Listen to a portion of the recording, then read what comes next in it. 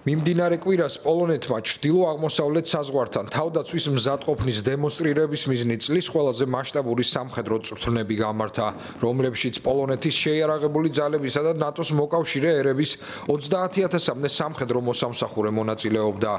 როგორც პოლონეთის გაერთიანებულ შტაბში აცხადებენ, სამხედრო სწავლება სახელწოდებით რკინის მცველი 25 სექტემბერში ოჟიშსა და სხვა ადგილებში სამწვრთნელო პოლიგონებზე ტარდება.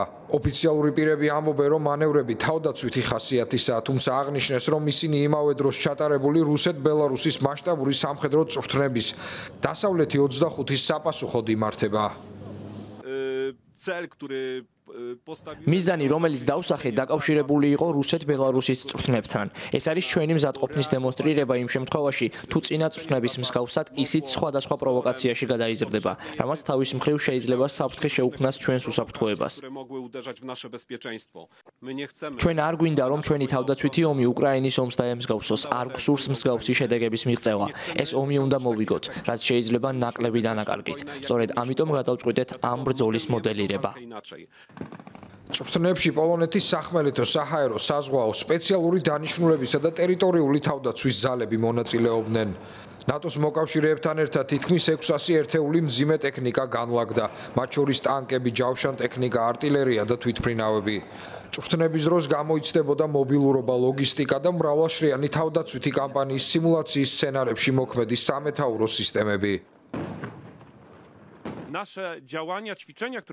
ჩვენი ქმედებები, წვრთნები რკინის მცველი, რომლებსაც დღეს ვატარებთ, არის თავდაცვითი ხასიათის.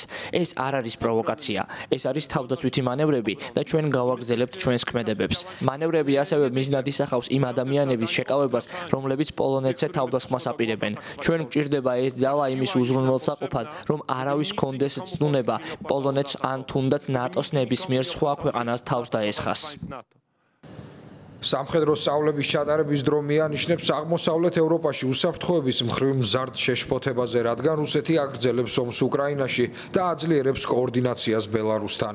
პოლონეთი ნატოს წინა ხაზის მთავარი სახელმწიფო მოკავშირეებს მოუწოდებს საზღვრის გასწვრივ უფრო მრავალრიცხოვანი ჯარები განალაგონ და ჩადონ ინვესტიციები სარაკეტო თავდაცვასა